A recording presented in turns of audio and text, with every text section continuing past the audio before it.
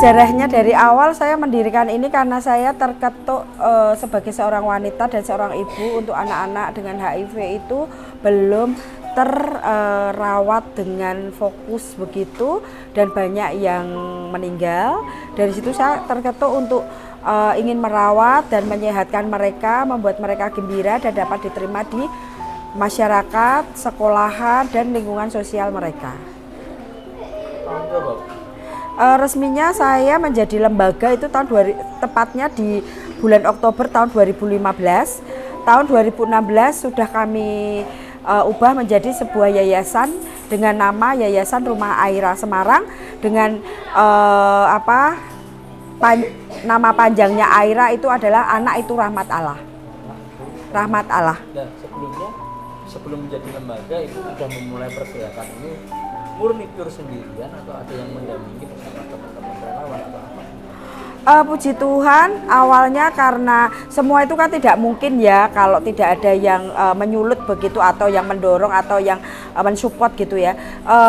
Kebetulan saya punya teman-teman di Solo itu, mereka menginginkan saya mendirikan.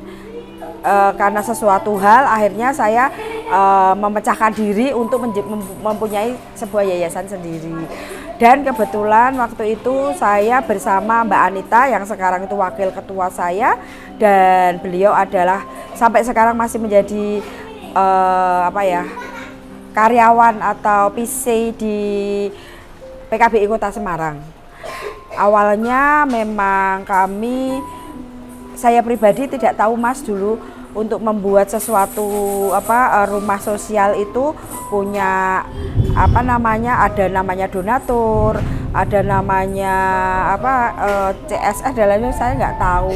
Yang saya tahu adalah hati saya hitung apa yang menjadi hadiah dari Tuhan dari saya dinas di Rumah Sakit Santa Elizabeth Semarang. Saya seorang guru senam juga dan saya IO pada waktu itu.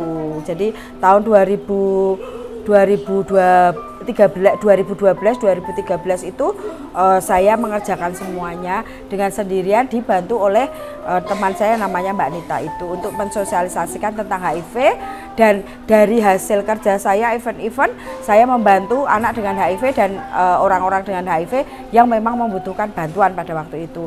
Akhirnya tergeraklah di tahun 2015 saya ngontrak di Jalan Ka'bah Timur nomor 14 di RT 9. Awalnya seperti itu, dan karena kontrakan saya kecil ternyata dari tahun ke tahun bertambah yang bersinggah dan akhirnya ada yang yatim piatu, dan sampai saat ini yang diajar sama beliau itu. Kontra di masyarakat waktu mulai membangun apalagi tempat di sebuah tempat ya, dan ibu ini organisasinya atau istilahnya rumah anak singgahnya itu untuk anak-anak yang mengidap salah satu penyakit yang mungkin orang awam iya, ini ya.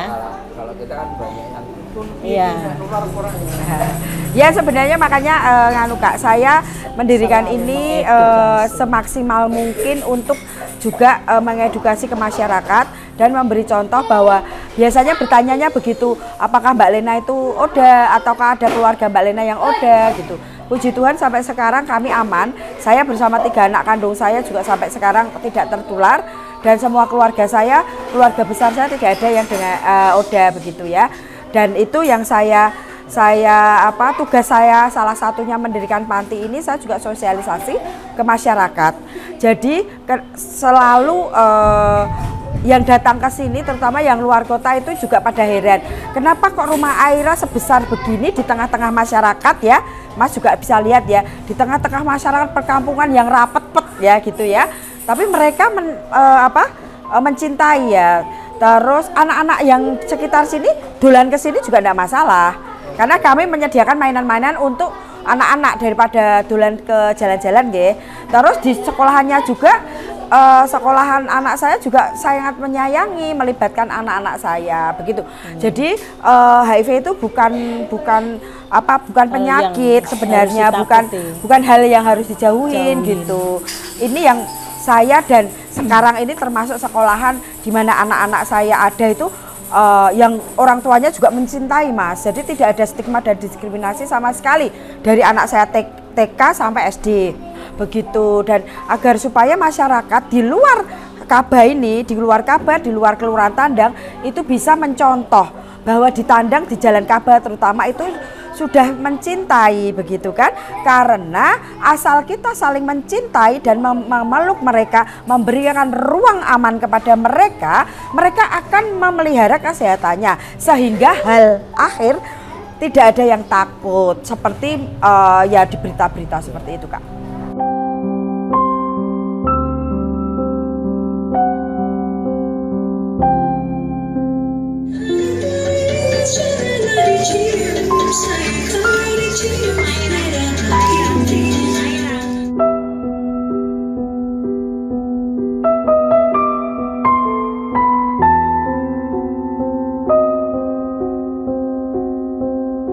Kebetulan ya Mas, kita baru taunya setelah Rafa.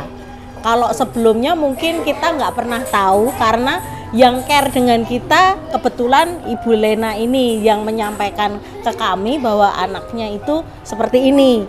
Ya, pada dasarnya sih kami ini ya Mas, anak itu kan punya hak yang sama dengan latar belakang apapun dia, seperti itu. Jadi sebisa mungkin dan semampu kami untuk memberikan hak mereka. Jadi tanpa ada harus bagaimana sih, enggak seperti itu. Jadi kita welcome saja seperti itu. Awalnya nggak tahu juga ya? Awalnya juga nggak tahu karena ibu baru menyampaikan ke kami, jadi awalnya tahunya awalnya dia kan dari kelas 1, sekarang kelas 3 berarti sudah 3 tahun. Tapi dari kelas 1 kan kebetulan nggak diajar dengan saya. Jadi kebetulan intensnya baru di kelas 3. Kelas 2 kan pandemi itu kan di rumah, jadi nggak begitu ini. Nah, ini untuk SD Negeri Tandang sendiri, ada orang tua dan ibu bagaimana menjelaskannya ke orang tua yang ini anaknya masih kebetulan karena lingkungan di sini juga anak-anaknya sini ya, kan temannya sudah ini, jadi nggak ada sama sekali. Iya. Cuman mungkin kedepannya ya nanti di SMP dengan ruang lingkup yang ini, dengan pergaulan juga lebih ini, mungkin di SMP dan di SMA nanti lebih intens lagi seperti itu.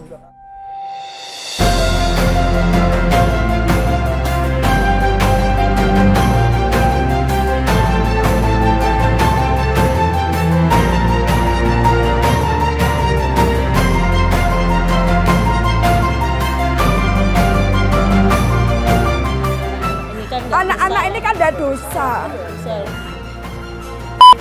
Mosok neng donya kok yo tidak beruntungi.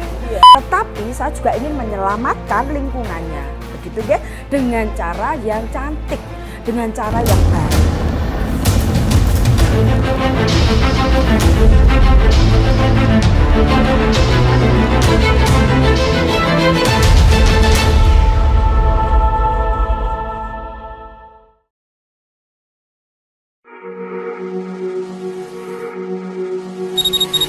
Don't lie, I know you've been thinking it. And 2 times you let it slip from your lips. You got too much pride to make any promises, thinking that we got time and you wanna keep it in. I want you out in the pouring rain, I want you down on your knees, praying to God that I feel the same. I'm right here, baby, so please hold me up, tie me down, 'cause I never wanna leave your side. I swear to never let you down, and it's been eating me alive. You can take me home, you can never let me go. Hold me up, and tie me down, down.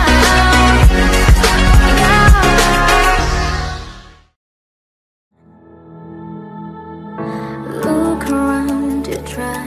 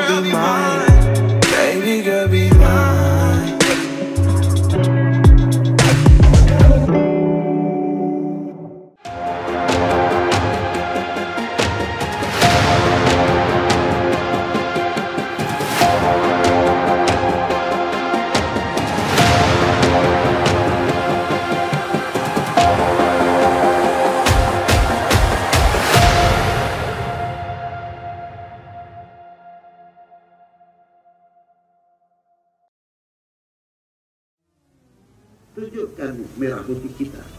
Tidak cukup yang dikirapkan, tapi dada kami. Merah putih melekat di dada, disinari pancaran imannya. Dimanapun ia berada, tetap cinta Indonesia.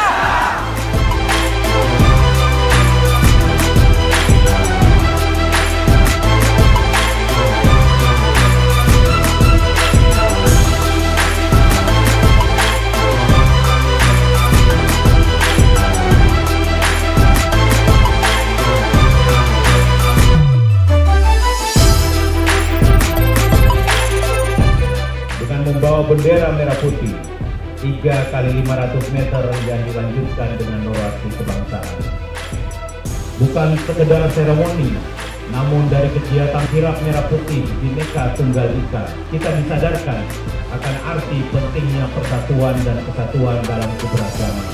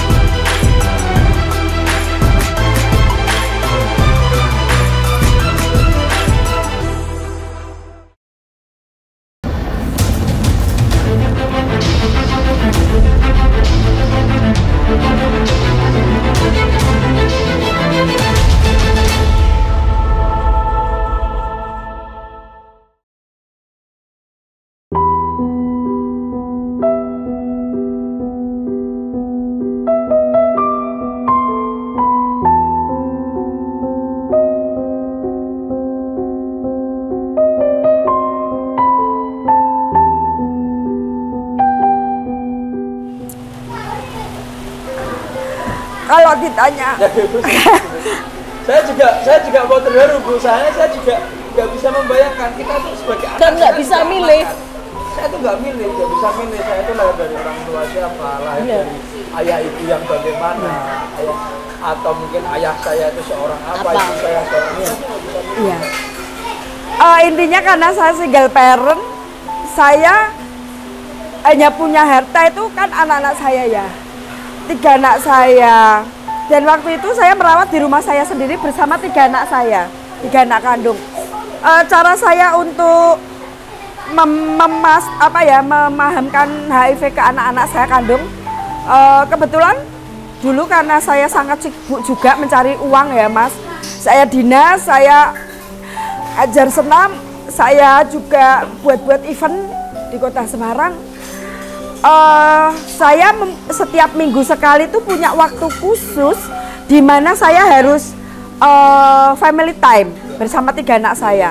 Jadi setiap hari itu saya membuat waktu setiap makan pas saya tidak dinas itu biasanya seringnya kita makan malam.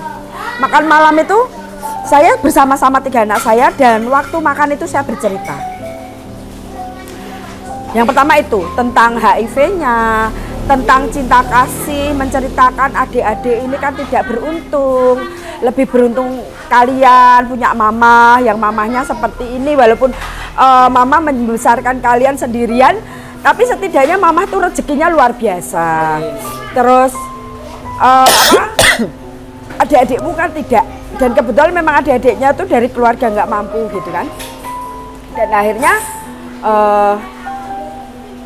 saya kalau pas saya dapat libur, dapat cuti dari rumah sakit, semua kegiatan saya yang di luar termasuk buat event dan saya ngajar senam itu memang saya juga liburkan. Jadi saya ajak anak 3 anak kandung saya piknik ya, di mobil itu saya cerita, sharing.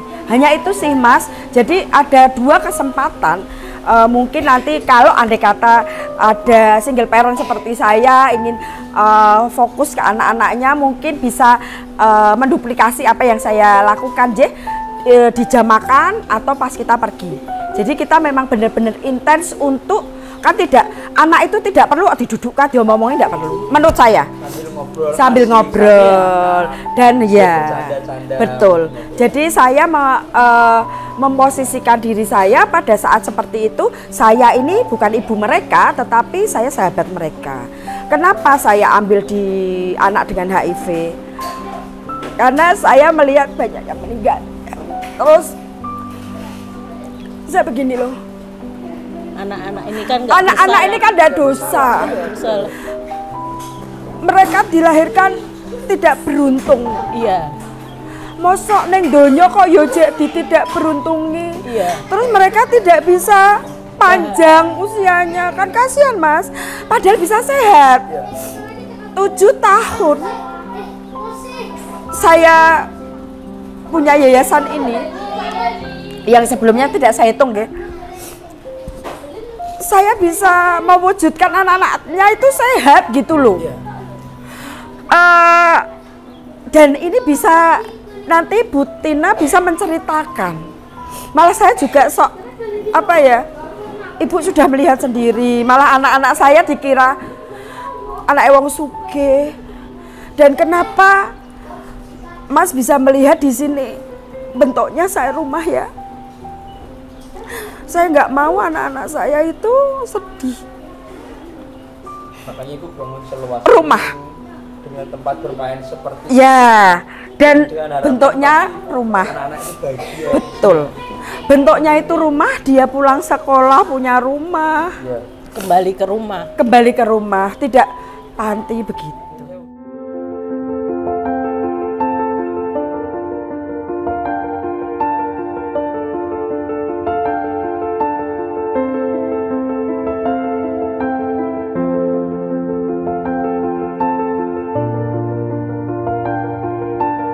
Saya ini mendirikan Rumah Aira memang dari awalnya saya punya niat untuk terbuka. Kenapa? Kalau kita tidak terbuka, masyarakat tidak akan pernah tahu. Seperti yang Ibu Guru tadi sampaikan. Kalau kita nggak terbuka, gurunya juga nggak pernah tahu. Nanti ada sesuatu dengan anak itu, kalau gurunya nggak tahu, itu malah nyon sewu bahaya toh dengan lah. Itu yang saya nyon sewu, saya ini berjuang di situ. Selain saya memperjuangkan hak anak saya ini ya, anak yang tidak berdosa ini. Tetapi saya juga ingin menyelamatkan lingkungannya, begitu ge, dengan cara yang cantik, dengan cara yang baik, ya.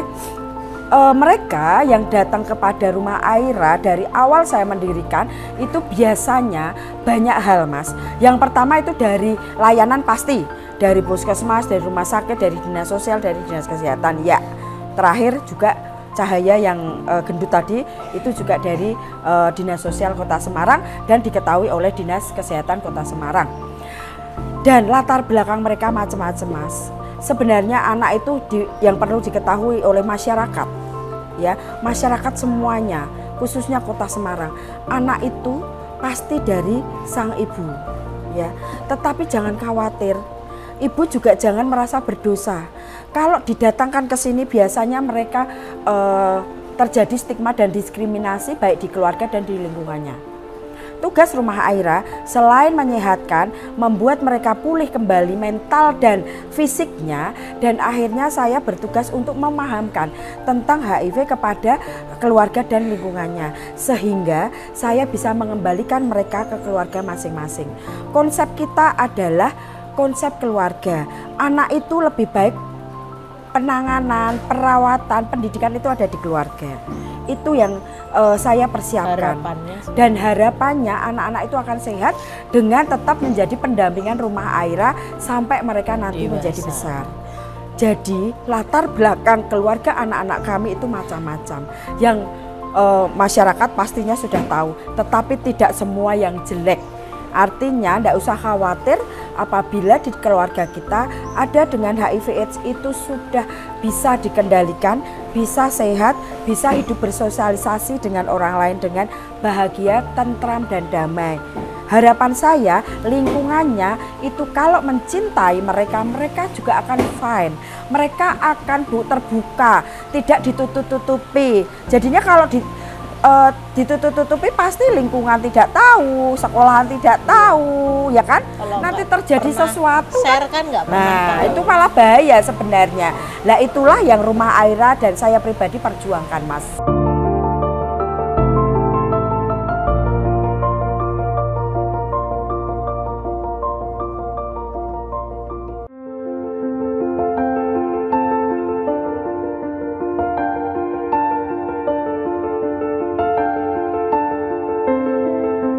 Bagi Bapak Ibu, saudara-saudara saya yang terkasih, apabila di dalam keluarga kita ada yang terinfeksi HIV atau orang dengan HIV, jangan khawatir.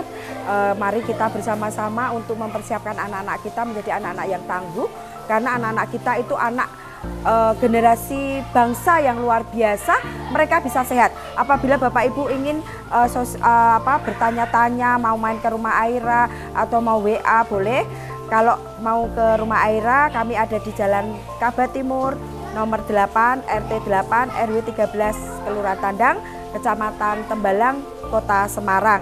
Dan nomor HP saya boleh di-share 0821 352 49610. Terima kasih, jangan khawatir, kami mencintai kita semua. Kalau dari kami sebagai yang di institusi pendidikan, karena anak-anak nggak dengan latar belakang apapun itu berhak punya cita-cita, berhak punya mimpi. Dengan apapun itu kita terus mendukung, mensupport mereka. Hanya itu yang kami berikan, karena itu adalah hak anak, setiap anak dengan kondisi apapun.